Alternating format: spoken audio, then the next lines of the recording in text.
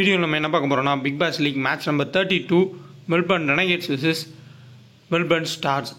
So இந்த BBL எல்லாத்துக்குமே தெரிஞ்சிருக்கும். ஃபஸ்ட்டு ஒரு 6 மேட்ச்சுக்கு அப்புறம் எல்லா மேட்சுமே ரொம்ப டஃப்பாக தான் இருந்துச்சு. இப்போயும் அப்படி தான் போயிட்டுருக்கு. பட் கிராண்ட் லீக்கு பக்காவாக இருக்குது இந்த பிபிஎல். நிறையா ஒரு 5லேருந்து 6 டீம் நீங்கள் டிஃப்ரென்ஷியலாக ட்ரை பண்ணி ஃப்ளாப் ஆகக்கூடிய பிளேயர்ஸ் 2-3 பேர்த்த உள்ளே ஆட் பண்ணாலே கிளிக் ஆகுது.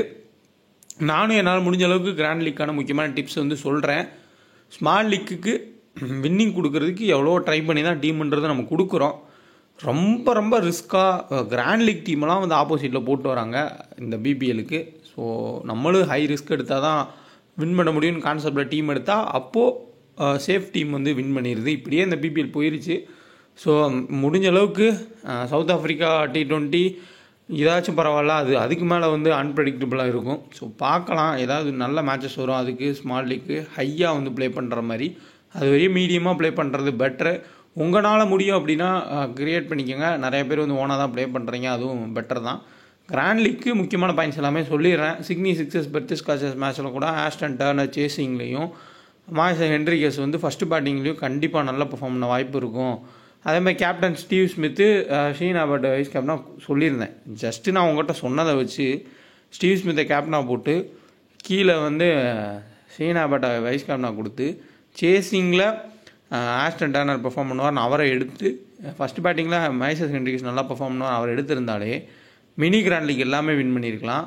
பட் நானே வந்து ஆன் டைமில் ஃபுல்லாமே வந்து கன்ஃபியூஸ் ஆகி ஜிஎல்லையுமே தப்பாக தான் நான் வந்து டீம்ன்றதை செட் பண்ணேன். எடுத்திருந்தேன், டர்னர் எடுத்திருந்தா ஒரு டீமில் ஹென்ரிகஸ் எடுக்கலை, இந்த மாதிரி மாற்றிட்டேன். ஆனால் அந்த சொன்னது அந்த திங்கிங் வந்து ஆன் டைமில் வரல. எனக்கே வந்து நம்மளோட யூஸர் கமெண்ட் பண்ணுறப்ப தான் தெரிஞ்சிச்சு. ஸோ ஆமாம், நம்ம கரெக்டாக சொல்லியிருந்தோம் அப்படின்னு.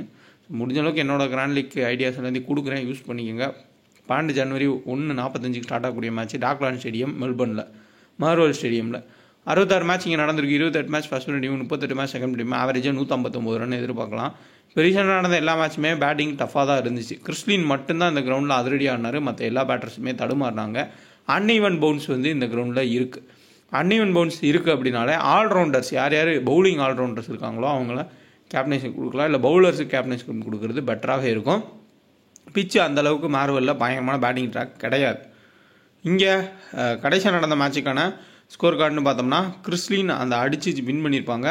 கிறிஸ்லின் அடித்ததுக்கப்புறம் மற்றவங்க எல்லாருமே தொடர்ச்சியாக டக் அவுட் ஆகிருப்பாங்க. அதையும் நீங்கள் பார்த்துருப்பீங்க. அடிலேட்டு மெல்பர்ன் ரெனகேட்ஸ் இந்த கிரவுண்டில் ஆனது.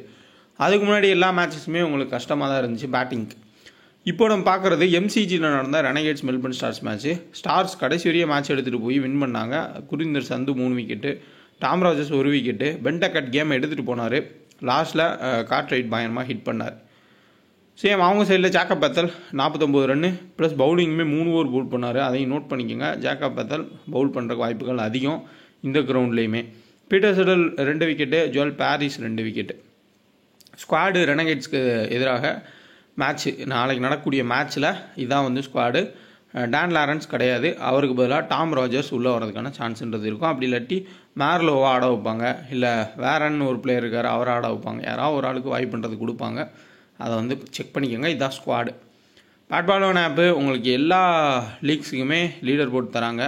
நீங்கள் ஜஸ்ட்டு சும்மா ஜிஎல் ஒரு 10 டீம் போட்டு ப்ளே பண்ணுறீங்கன்னா அதில் எந்த டீம் வந்து நிறைய பாயிண்ட்ஸ் வருதோ அதை கால்குலேட் பண்ணிப்பாங்க. அந்த வாரம் ஃபுல்லாக நீங்கள் தான் ஹையஸ்ட் பாயிண்ட் எடுத்து கிராண்ட் லீக்கில் வந்துகிட்டே இருக்கீங்கன்னா உங்களுக்கு இந்த ப்ரைஸுமே வந்து கொடுத்துருவாங்க. செக் பண்ணி பாருங்கள். முக்கியமான பாயிண்ட்டு, டிடிஎஸும் கிடையாது, ஜிஎஸ்டி கிடையாது, 100% ஃப்ரீ. நீங்கள் வின் பண்ண அமௌண்ட்டை வித்ட்ரா பண்ணிங்கன்னா ₹1 கூட போனஸோ இல்லை அப்படி இப்படி எதுவுமே இல்லாமல் டேரெக்டாக உங்கள் பேங்க் வரும். ட்ரை பண்ணிக்கோங்க. மெல்பர்ன் ஸ்டார்ஸு ரெனகேட்ஸு டிஸ்கிரிப்ஷனில் லிங்க் இருக்குது, டெலகிராம்லேயுமே லிங்க் இருக்கும். 2K டக்குன்னு ரெஃபரோட பயன்படுத்திக்கோங்க. போனஸ் கொடுப்பாங்க, அதையும் யூஸ் பண்ணிக்கோங்க. இப்போது மெல்பர்ன் ஸ்டார்ஸ் ரெனகேட்ஸோட பிளேயிங் லோன் பார்த்துடலாம். பென் டக்கட்டு ஹேப்பரு. ஸோ எத்தனை வாய்ப்பு தான் கொடுப்பாங்கன்னு தெரில, அந்தளவுக்கு மோசமாடிட்டு இருக்காரு. மார்க்கஸ் டாய்னிஸு, மேக்ஸ்வெல், வெப்ஸ்டரு முக்கியமான கீ பிளேயர்ஸு. டான் லாரன்ஸ் இடத்துல டாம் ராஜர்ஸும், Cartwright, Steketee, Peter Siddle, Usama Mir, அதுக்கப்புறமா பாரிஸ். ஸோ இதில் முக்கியமான அவங்களுக்கு அட்வான்டேஜ்னு பார்த்தோம்னா ஸ்டிகிடி, பீட்டர் செட்டில் உள்ள செம்மையான பர்ஃபார்மன்ஸ் கொடுத்துட்ருக்காங்க. ரெனகேட்ஸில் ஜாக் ஃப்ரேசர் ஃபார்ம்லேயே கிடையாது. ஜாஸ் ப்ரௌனும் கிட்டத்தட்ட அந்த மாதிரி பிளேயர் தான். சம்டைம்ஸ் அடிப்பார், சம்டைம்ஸ் டக் அவுட் ஆவார். அடுத்த Seifert, Jacob Bethell, Sutherland, Wells, Evans, Tom Rogers, Adam Zampa, Gurinder Sandhu, அதுக்கப்புறமா கேன் ரிச்சர்ட்சன். ஆன் டைமில் பார்த்துக்கோங்க. இன்னும் ஸ்குவாடு நான் செக் பண்ண வரையே வரல. வந்துச்சுன்னா இதில் யார் யார் இருக்காங்க, யார் யார் கிளம்பிட்டாங்க அப்படின்றத நீங்கள் தெரிஞ்சுக்கலாம். பாதி பிளேயர் இருக்காங்க பிபிஎல், பாதி player IL T20 South Africa T20ன்னு மாறிட்டாங்க. மேக்ஸிமம் பிபிஎல் ஆடின எல்லா பிளேயர்ஸுமே இப்போ IL T20 தான் இருக்காங்க, சவுத் ஆஃப்ரிக்கா T20 யாரும் இல்லை. ஸோ பார்க்கலாம். மெல்பர்ன் ஸ்டார்ஸ் ரெனகேட்ஸு கண்டிப்பாக இந்த கிரவுண்ட் ரொம்ப டஃபஸ்ட்டு ஒரு கிரவுண்டாக இருக்கும். மேக்ஸ்வெல்லை பற்றி நம்ம பேசி ஆகணும். ஓவர்ஸ் போடுறது இல்லை, அவரோட முக்கியமான இதே வந்து கேட்ச், 2-3 கேட்ச் பிடிக்கிறாரு ஒரு மேட்ச்சுக்கு. பேட்டிங்கில் ஒரு 10 ரனில் சான்ஸ் தராரு, தப்பு ஸ்டார்னால் பெரிய ஸ்கோர் போகிறாரு, இல்லை எப்படி டக் அவுட் ஆகிட்டு போகிறதுக்கான வாய்ப்புகள்ன்றது இருக்கும். இந்த கிரவுண்டு பேட்டிங் டஃப்பாக இருந்துச்சுன்னா மேக்ஸ்வெல் ரிவர்ஸ் ஸ்வீப்பு அந்த மாதிரி ட்ரை பண்ணுவார். ஃபஸ்ட்டே வந்து கரெக்டாக கேட்ச் பண்ணிட்டாங்க அப்படின்னா ஓவர்ஸ் போடுறதுக்கு வாய்ப்பு கம்மியாக இருக்கும். அதனால் கொஞ்சம் யோசிங்க. மேக்ஸ்வெல்லை ஒரு சில டீம்ஸில் கட் பண்ணி ஒரு சில டீம்ஸில் எடுத்துகிட்டு போங்க. மார்க்கஸ் ஸ்டாயினிஸு அவர் பேட்டிங்கில் 10 ரனுக்குள்ள அவுட் ஆகிட்டா அவரே வந்து பவுல் பண்ணுறாரு. அதே மாதிரி அவர் பவுலிங்கில் ஃபஸ்ட்டு பவுல் பண்ணி விக்கெட் எடுக்கலன்னா பேட்டிங்கில் அடித்து கொடுக்குறாரு. ஸோ அவரோட கான்செப்ட் என்னன்னா, நம்ம கேப்டன் ஏதோ ஒன்று பேட்டிங்கில் ஒரு 40 ரன் அடிக்கணும், அப்படி அடிக்க முடியும்னா பவுலிங் பண்ணி ஒரு 2 விக்கெட் எடுக்கணும் அப்படின்ற மாதிரி ஒரு ஆப்ஷனில் போயிட்டுருக்காரு. ஆனால் நமக்கு சேஃப் ஆப்ஷன்னா மார்க்கஸ் ஸ்டாயினிஸ் தான்.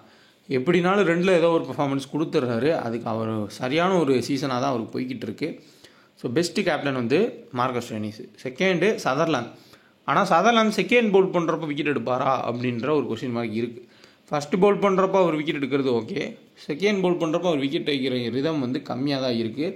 அதே மாதிரி சேசிங் தான் அவர் பேட்டிங் நல்லா ஆடுறாரு. ஃபஸ்ட்டு பேட்டிங் பண்ணுறப்போ ஓரளவுக்கு சுமாராக தான் ஆடுறாரு, அதையும் நோட் பண்ணிக்கோங்க. ஸோ சேஃப்னால் உங்களுக்கு ஸ்டாயினிஸு, வெப்ஸ்டரு டெஸ்ட் மேட்ச் லைன் லென்த் போடுவார்.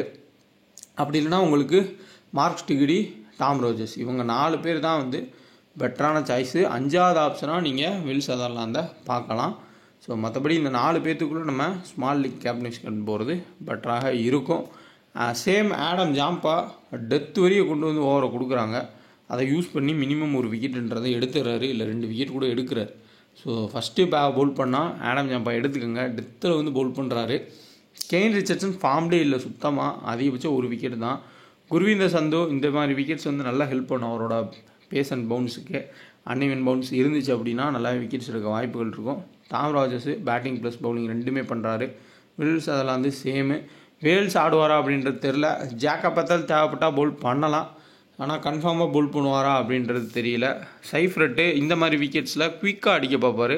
பட் ப்ளஸ் விக்கெட் கீப்பிங்கில் ஸ்டெம்பிட்டு அதுக்கப்புறம் கேட்ச் பிடிக்கிறப்போ அதில் கொஞ்சம் பாயிண்ட்ஸ் வரும். ஜாக் ஃப்ரேசரு, ஜாஸ் ப்ரவுன் 2 பேருமே அல்ட்ரா புவர் ஃபார்மு.